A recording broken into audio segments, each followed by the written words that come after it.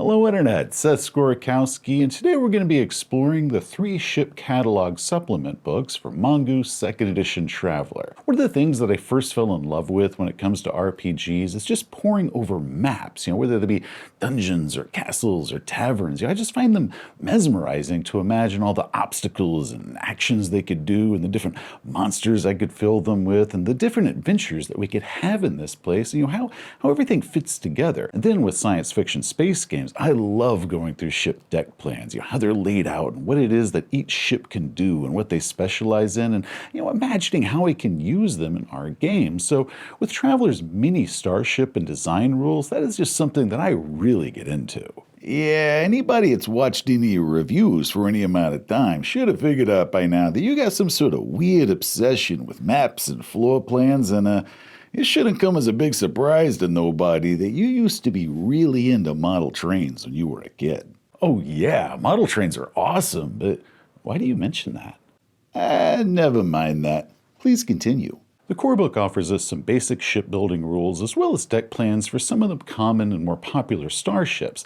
The 100-ton Type S Scout, that 200-ton Free Trader, the 400-ton Lab Ship. The core book offers us 24 different spacecraft, ranging from the little 10-ton light fighter up to the 800-ton mercenary cruiser, which is really just enough to get players and game masters started in the game. The High Guard book then offers us the full shipbuilding rules, greatly expanding our options, and then in addition to the 24 ships that are already in the core book, 33 more ships, bringing the total up to 57 different ships, ranging from the tiny 6-ton ultralight fighter up to the giant 500,000-ton Tigris-class dreadnought, the super star destroyer of the Traveler universe.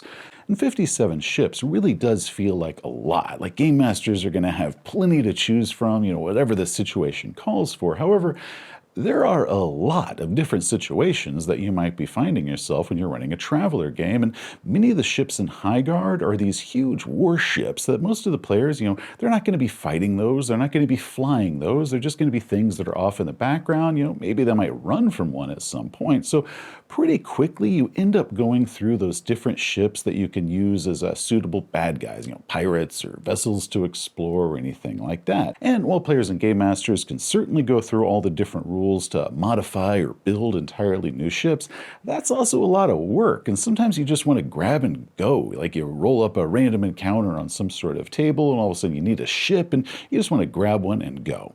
Well, that is where the ship catalog books come in. There are 3 different ones. Adventure class ships, which is 160 pages and offers us 60 new ships, all ranging from 100 to 2,000 tons, which is the size of the ships the majority of travelers are going to be interacting with. Then there's the Small Craft Catalogue, which is 112 pages and offers us 60 new small craft, meaning that all of them are under 100 tons and not capable of jump travel by themselves. And finally, we have Traders and Gunboats, which is about, Traders and Gunboats. It's 200 pages and contains 70 new ships, ranging from 16 to 4,000 tons.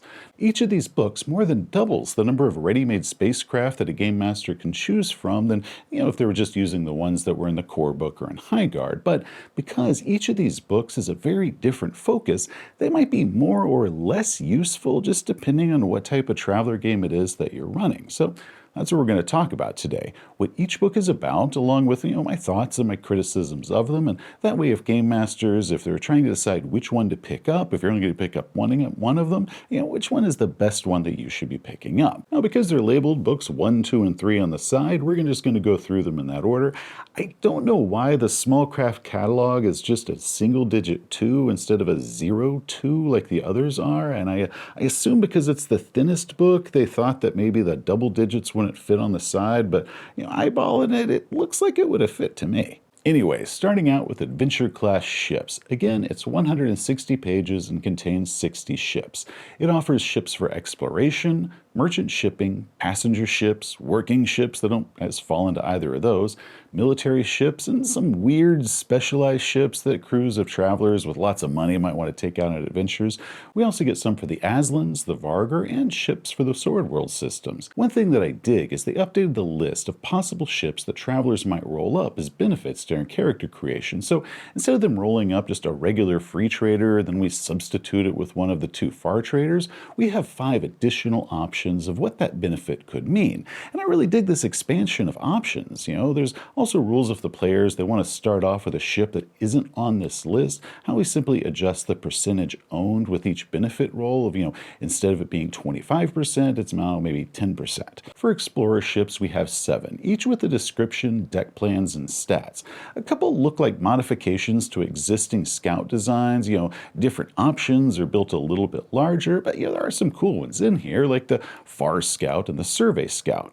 Merchant ships, we get 16. A few of them are modifications to the classic free trader design, making them a little bit more specialized. These are pretty much the designs that players are going to try to modify to their free trader, themselves. So these versions are just ready built and the players don't have to make any modifications. But we also get a few cool new designs, both higher and lower tech levels than your standard tech level 12. And I really dig the antique trader. It looks like something out of The Expanse. There's several cool ones in here. Some of them are pretty big or armed, or if you're doing a pirate game, these can serve as some juicy targets for them to go after. And I particularly dig the 2,000-ton large freighter. It looks like something that'd be really fun to, have your characters go through, looking for survivors, or maybe if they're crewing this, to have to search around and hunt for that pesky little alien monster that snuck aboard somewhere. Passenger ships is one area that really did interest me. It feels like there really aren't enough passenger liners that have been offered so far in the standard core book. So here we have 7 new ones. Some are basic no-frills transports where they pack a couple hundred people in them to get from point A to point B, while others are these huge resort ships, more like that hotel from The Fifth Element, packed with bars and theaters and hot tubs and swimming pools, where the journey aboard the ship is more important than the destination that these people are going to. Oh man, I am so down for spending a few weeks aboard a luxury cruise ship. I bet they would be a great backdrop for either a murder mystery or a heist. Working ships is an assortment of stuff, courier ship, mining ship, but a few of these really stuck out to me, like the jump cutter is essentially 4 modular cutters that have been welded together and given a jump drive. I really dig this one because it'd be real easy for travelers to customize this out by just swapping out between the 4 different module spots. There's a prison ferry that makes me think of doing a jailbreak while the prisoners are in transport somewhere. The 2 that really stand out to me are the 700-ton repair and rescue ship, like the one in Event Horizon, or the 1,200-ton salvage hauler that can haul and break down ships. And I used this one in our Secrets of the Ancients campaign when one character had her belter contacts, dock and modify this ship inside this thing's hangar. Military ships offers us 8 new ones. Some of them are pretty cool. I really dig the design of the light reconnaissance ship. I also really like that we have 2 dedicated pirate ships here. One is a carrier that can launch 10 fighters, and then the 800-ton Commerce Raider that's pretty much a tech level 15 pirate flagship designed specifically for fast-moving piracy and combat. Traveler-specific ships is kind of a grab bag of unusual and customized ships. We have some different yachts, including a luxury safari ship, which, I don't know, I just never understood why there are like so many safari ships or why people like them so much. Then there's these flying casino pleasure craft, which I really think that one should have been put in the passenger ship section instead of this one. There's a ship made specifically for bounty hunters, which I really like that because eventually I want to run a bounty hunter campaign. But the weirdest one is a 400-ton touring ship, which is like a tour bus for some interstellar rock band that they can then fly down to a planet and open up the stage doors just right on the side and give a show. It's such a weirdly specific ship that I want to know the story behind why this ship was created in the first place. I'm guessing that it probably came from the designer's home game and they liked it, so they just went ahead and stuck it in this book because it's just a really random specific design. After that, we have a handful of Aslan-specific ships, some Sword Worlder ships, 3 ships for each of those, and then 4 new Vargr-specific ships. My favorite one of these being the Armed Junker, which is pretty much just cobbled together out of old and scavenged parts, and it looks like a flying piece of crap. I love it. Overall, this is a pretty good book and one that I've used several ships for in our Traveler campaign, so these are pretty useful as just being random ships that the Travelers can encounter in just the middle of a game. If the Game Master just wants to drop something in that isn't just one of the classic ships that everybody knows, or at least gets to know pretty quickly once you start playing Traveler, you can just reach in here and pull out something that the players have never seen before. Next, we have the Small Craft Catalogue. This one is the shortest, coming in at just 112 pages. It contains 60 small craft, meaning that all of them are under 100 tons and not jump capable. The book breaks them down into categories, commercial and working craft, which are going to be the majority of the craft that are zipping around starports, shuttling people and goods around, fighters and other military ships, luxury and pleasure craft, and then some selections from the Aslan and Vargar species and Swordworlder and Jodani regions. Again, they've added a modification to the character creation benefit roll, where we might start off the game owning a ship's boat or a pinnace or something like that.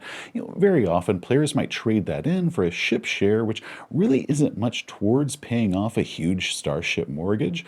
The Small Craft Catalog says players could instead substitute whatever small craft they rolled up during character creation with another small craft with a maximum value of 10 million credits, which, I'd already house ruled some things like that very similar in my games, though a 10 million trade-in value is a little bit more generous than I was offering on our house rules, so, this is going to be better than what I was doing. Now, personally, I interpret this as a 10 million credit budget for the small craft, meaning that if they maybe got a 5 million small craft with it, then they can spend the remaining amount souping it up and modifying it, maybe improving the drives or giving it stealth coating or holographic controls or something like that. Just kind of personalize it up, use it or lose it, because whatever they don't spend on upgrading the ship, they just kind of lose. But they've got up to 10 million credits to really soup this thing up. The book then offers us 18 new module types to use in modular ships, like that modular cutter, that modular starship that we saw in the last book. These are 30-ton Lego pieces that you can just kind of pop in and out to serve various functions. And these things are pretty cool. I dig having them. My players have never used modular ships in our games, but for any of the groups out there who do, I imagine that these would be a pretty useful option to have. Now, moving on to the actual catalog of small craft, we begin with commercial craft, and right out the gate, they drop in two of my very favorites in this entire book. First is the civilian hopper. Now, this is a tiny 6-ton job, kind of like a flying SUV or maybe a U-Haul. They're more of what a family or small business owner might have, capable of carrying 2 passengers and 2.5 tons of cargo and just go zipping around station to station. Seeing these, I can imagine how low orbit is just choked with these little things flying around. Or, teenagers might take one of these out for a little bit of joyriding, and now the travelers have to go and find and rescue them wherever they are. Next, and this one is so dumb, but I love it, is the advertising boat. This is a 10-ton flying holographic billboard. Now, these things cruise along the flight lanes and closely circle the starports on barely legal flight paths, playing these bright animated advertisements to anyone who bothers looking out a window. This is one of those ships that I wouldn't have thought of on my own, but seeing them in the catalog, it's like, oh my God, of course, these things would be everywhere, flying too close and at minimum speeds and just blasting us with these flashing and garish ads for, accident attorneys and used ship dealerships and weird alien bona pills. Advertising boats really don't have much use beyond the Game Master just painting a picture of a real and very lived-in universe, but I really want to use them somehow, like, maybe a smuggling ring is using them, like they're carrying contraband aboard these little ad boats that are flying around, or maybe the travelers have to use one to perform some heist, in order to get in or get out, like maybe that's their escape vehicle, or maybe turning one into some sort of surveillance van, as it's going sliding past a station and they got all these little cameras sticking out the side and kind of peering in the windows to see what's going on. I don't know. They're just so dumb, but I absolutely love these things. Other commercial craft is a variety of shuttles, long range, short range, is carrying people around within the system. Working craft is the largest portion, offering 17 different specialized spacecraft. Some of them aren't too exciting, just slight modifications of existing small craft, but there are a few pretty cool new ones in here, like the automated lifeboat, essentially a flying cargo container that people pile into. There's no pilot for it, it just flies them safely off to get rescued. rescued.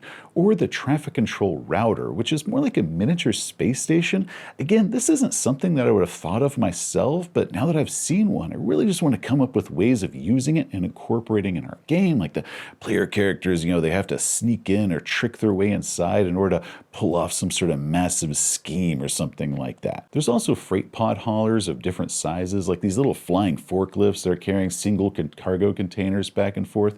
Again, I see these are something that'll be buzzing around stations and high ports, transferring cargo around as, ships are getting loaded and unloaded. We get a good assortment of fighter craft. I think anybody who grew up watching Star Wars or Battlestar Galactica always wanted to pilot one of these things, or, maybe man the turrets and take a shot, taking them down. They range from tech level 7 and 8 up to tech level 15 with all the bells and whistles to junkers that belters have cobbled together out of scrap. It's a pretty good selection of fighters for the travelers to pilot or, more likely shoot down. Military craft, which, not the fighter ones obviously, we get 12. Many are various types of launches and transports, just often modifications to existing designs, which isn't too exciting. But the two that jumped out to me the most are the carrier support craft, which are launched with fighter squadrons to offer search and rescue for disabled fighters and fighter pilots, and then the 50-ton system defense rock. I love planetoid ships. I use them for pirates that are, hiding out in asteroid belts or inside the ring of a gas giant to ambush travelers when they're refueling. The luxury craft section isn't that large. It's just 5 small craft. Most are just luxury shuttles and pleasure craft, but the big one that sticks out is the sailing yacht, where wealthy can go cruising around the system on solar sails in style with luxury and high staterooms, gourmet kitchen. They even have a freaking bar and piano aboard. I'm sure these things are hated by all the uplifted orca travelers. And yes, orcas are a playable species in Traveler, and I am sure they hate these yachts. Then for other species, we get 5 new Aslan small craft, 4 new Sword Worlder craft, 6 small craft of the Jodani space, and then 4 Vargur small craft. The big one that really jumped out to me from all of these was the Vargur Belt Racer, which is these tiny super fast craft. Thrust 16, and the Vargur will do all these dangerous and illegal races with these. These things make me absolutely think of the Belter Slingshotters from The Expanse. They're just gloriously impractical, and I can absolutely see Vargur, betting on these crazy races where different races are just getting wiped out as they're hitting different asteroids. Overall, I really do like the Small Craft Catalog. It offers a lot of designs that make me think of new ways of imagining the world of Traveler, so it is really good for inspiration and getting those kind of creative juices flowing for me. However, because none of these ships are going to be jump capable, I don't see this book as being useful for players. They're more interested with jump capable ships, so unless they have a ship with a docking space that's capable of carrying around some of these small craft, they're probably not going to find much use for this book. Now, if you're going to be doing a campaign that's all contained within a single star system and all the planets and the space stations and the belt in there and jumping system to system isn't something that you're going to be worried about for your campaign,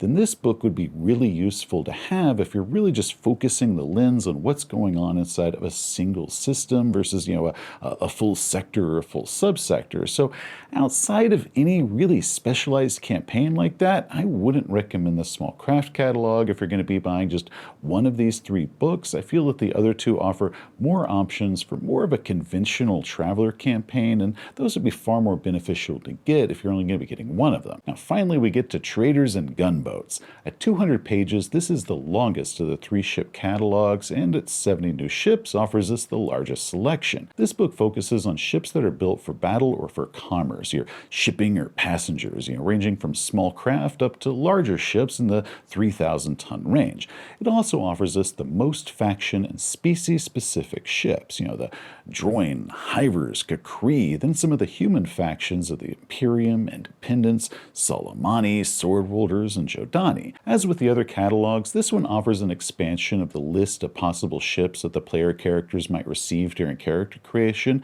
It's also taking into account the ships that were previously offered in the Adventure class ship catalog. So again, if a player rolled up a free trader as a benefit, we could substitute that with 5 other ships that were introduced in the Adventure class ships, or 5 more from Traders and Gunboats, meaning that we've got a significantly wider selection. But because this book is only focused on, well, traders and gunboats, we don't get any new options to substitute lab ships, scout ships, or yachts. So Adventure class ship offers us the most ships to use as benefits for character creation, and anyone who's looking into only buying one of the ship catalog books might want to keep that in mind. Now, starting with the Aslan ship, the book offers us 11 new ones, ranging from a 12-ton light fighter up to a 3,000-ton troop transport. For droid ships, which is rare that we ever get anything as far as droid ships, so that's pretty neat, we get 4. 3 merchant ships of various sizes, plus a 600-ton gunship. Not much, but the Aliens of Chartered Space Volume 2 book, which is where the droid are originally explained, that book only offers us 3 droid ships, so the fact that this book gives us 4 more is pretty significant when it comes to using droid in your game. Next, we have Hiver ships, and it's like, Hiver Christmas or something, because we get 7 new ships for these guys. Like with the droid, Hivers are explained in Aliens of Chartered Space Volume 2, and in that book, they only got 3 ships, so this more than doubles the number of Hiver ships. Clearly some famous Hiver manipulation is going on here, because they have got new ships ranging from a 30-ton ship's boat all the way up to a 1,200-ton embassy ship, giving us a good overall selection for them. And never to be outdone, the Third Imperium gives us 10 new ships. They're okay, I guess. None of them get me too terribly excited. It's not like the Imperium has a shortage of warships to choose from already, so some of the designs are also familiar, like we have a 600-ton Corvette and an 800-ton Corvette that look shockingly similar to the 200-ton Free Trader and the 200-ton Far Trader, 2 of the most famous ships for almost 50 years, so even though these things are totally new ships that do different things and they're much larger, they really don't give me any sense of excitement. They really just give me a sense of like, oh, that looks like that other ship that I'm familiar with. However, I do dig the Marine drop ship. The Picket Destroyer also looks neat. We also get more liners, which I have been wanting. I like the 3,000-ton freighter, so there are some good ones that are mixed in among these Imperial ships. The independent ships, meanwhile, get the biggest slice of the pie with 17 new ships. We only get 1 classic trader with some pre-made modifications that players might try out themselves, so in this case it's a Far Trader that's Jump 3. But there are 2 twists on classic traders that I found particularly interesting in this book. One thing when you're modifying an existing ship is while you can add or swap out innumerable parts, one thing that you can never change is the ship's tech level. A tech level 12 ship is always limited by being a tech level 12 ship, no matter what parts you swap out in it. Now, the classic A2 Far Trader has been around for centuries. It is a tried and true tech level 12 workhorse in a tech level 15 universe. But, like with cars, what if it was built from the ground up using the most cutting-edge technology for a new model? The Advanced A2 has energy-efficient drives, compact power plants, a better computer, and probably way more cup holders. This thing comes in a slightly larger cargo hold, but not much more. It's still a Jump 2 Thrust 1 Far Trader, but getting to show off that you own the newest model, that's only going to cost you 40% more. Aw man, and you just know that the guys that pilot these things are just some rich, snobby jerks who don't want to haul nothing because they don't want to worry about scratching the paint. And spare parts? Yeah, I guarantee that every readily available spare part aboard that ship is going to be just a little bit different than the ones that you can find in the normal Far Trader. I mean, they have to special order stuff like the CO2 filters, or every single bolt on the ship is going to be threaded just that little bit different to whatever the new proprietary type is. The Tech Level 12 Far Trader is a classic for a reason. They have outlived the Tech Level 13s, the Tech Level 14s, and they are still going to be king of the spaceways when these Tech Level 15 jobs are just piling up in the scrapyards. For whatever reason, I find it just kind of fun to see new models of venerable classics that are now just way more expensive than the normal ones were and really don't offer us that much in return. It kind of makes me think of how farm trucks are these days. One thing that brings me just as much joy as seeing another real-life aspect that's represented in Traveler Universe, and that is competitive knockoffs. The classic 200-ton Type A Free Trader is hands down the most popular Traveler ship. Shipyards have been churning these things out for centuries. But like with any successful product, it doesn't take long before someone tries making their own improved version of it. And that's the 225-ton Free Trader Plus Model A+. This knockoff ship is what happens when somebody says, I'll make my own free trader, but 25 tons larger. However, anyone who's designed a traveler ship knows that 25 tons in size doesn't just mean that you get more legroom. I mean, you now have to buy more armor for this larger hull, more engines to move this larger mass, more fuel to power those engines, and then once it's all said and done, you've only added 6 tons of cargo space to the whole thing, but also increased the ship's price from 46 million to 57 million credits, as well as your monthly maintenance costs have gone up as well. So yeah, it's got more hull points than the normal one, but the cost to benefit ratio if you wanted to get this versus a classic free trader is pretty terrible. Yeah, anybody who purchases one of those ships is just some rich sucker that ain't ever worked as a real traveler before, and you just know that they park all sideways and weird on the landing pads like assholes so nobody can park too close to them to risk damaging the fancy ship that ain't ever hauled nothing heavier than the owner's insecure ego before. Freaking jerks. Okay, I admit it, I am a little bit jealous because those are some pretty cool ships. Now, apart from the free trader variants and knockoffs, we do get a good assortment of other merchant ships, ranging from a tiny 100-ton traders that could be operated with just 1 or 2 crew, up to giant 3,500-ton freighters that require 20 crew. There's also a few specialized ships, including a belt mining vessel, which really makes me happy to see that. And then we get even more passenger liners, including a massive 3,600-ton beast of a long-haul luxury cruise liner. Now, next we get a couple ships for the Kukri, everyone's favorite 4-legged murderous space vegans, and by a couple I mean 2. I mean, these ships they are pretty huge though. We also get ships for the Soleimani, 15 in total, ranging from an 8-ton fighter up to a 2,200-ton freighter. I personally dig these ships, and I'm not just saying that because, the Soleimani represent the home team, but the big standout among them is the 1,300-ton aquatic liner, meant that this thing is meant to be filled with water and carry 96 sentient dolphins to the stars. Now, the Sword Worlders, they also get 3 new ships in this book. I mean, they're fine, I guess. It's just, I don't even know how to put this. Fine, I'll say it for you. The Sword Worlders are featured in all 3 of the ship catalog books. Now, somebody that don't know no better, they might think that means that the Sword Worlders are a major power in the Traveler universe, but that ain't true at all. They own one subsector that's nestled into the Spinwood Marches, and that is it. Meanwhile, some of the major factions and powers of the Traveler universe that control multiple sectors all to themselves, they're barely featured at all in these books. I mean, somebody at Mongoose Publishing has got a real stiff one for the Sword Wielders, if you know what I mean. And you know what? I am happy that they're featuring some of the minor powers in these books, but why not give some of the others a shot at it, like the Darians or the Genoa, however the hell it is you pronounce that. But nope, it's just Sword Wielders all the way down.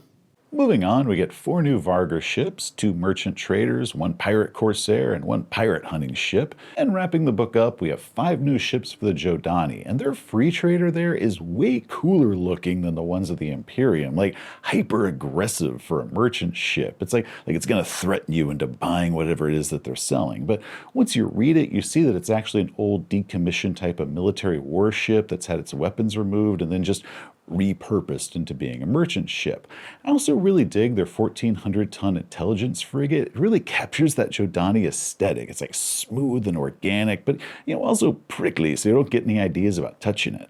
One final thing with Traders and Gunboats is out of the 3 different ship catalogs, this one has by far the best index. Instead of it just being a giant list of ships all sorted out in alphabetical order, meaning that you have to know and remember sometimes these unpronounceable names of whatever ship it is that you're looking for, Traders and Gunboats offers us 2 different indexes. The first breaks it down by faction, and the second one organizes it by the ship's tonnage, either of which is superior to just being a big alphabetical list. So that's it for the 3 ship catalog. So now on to the big question. Which one should you buy?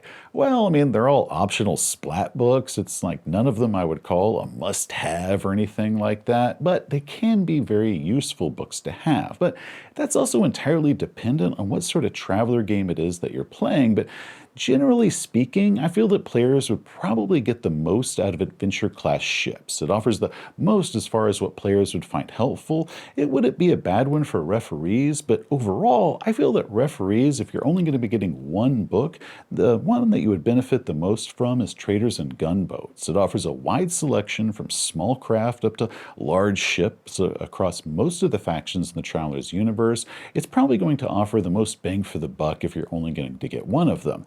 Now, while the Small Craft Catalog is good, and I do really find it useful for world building inspiration more than any sort of practical in-game use, it had the most ships that I looked at and really made me think like, oh wow, that is cool. I hadn't really thought about that before. But the majority of the ships in here, I really wouldn't find that useful inside of our games outside of just kind of mentioning that they're flying around in the backdrop scenery somewhere. So, well, yes, I really do like that book. I consider it to be the least useful, or at least the least useful as far as being a practical book that you could use in the standard Traveler game, but pretty damn useful as far as inspiration goes. Okay, well that is it. This video ended up being a hell of a lot longer than I had originally envisioned it being, but the idea of dedicating, one video for each individual book and making 3 videos total, it just didn't appeal to me. That sounded like it'd be boring to do, but I might have bitten off a little bit more than I can chew trying to do all 3 books in one video, but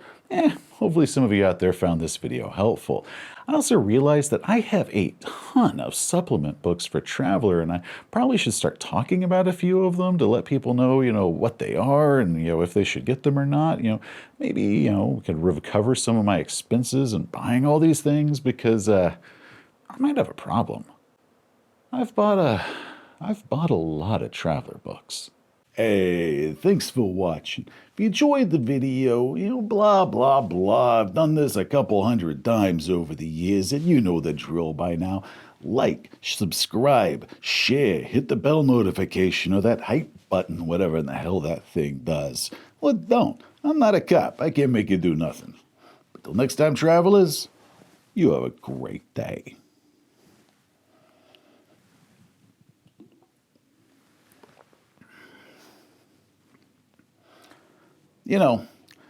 I was going to give you crap because you thought that this was going to be a real simple, maybe 15-minute video where you give 5 minutes to each of the ship's catalogs, and just how freaking hilariously wrong you were with that, because this video was a hell of a lot longer and more work than you thought. But instead of that, I'm going to give you a bet.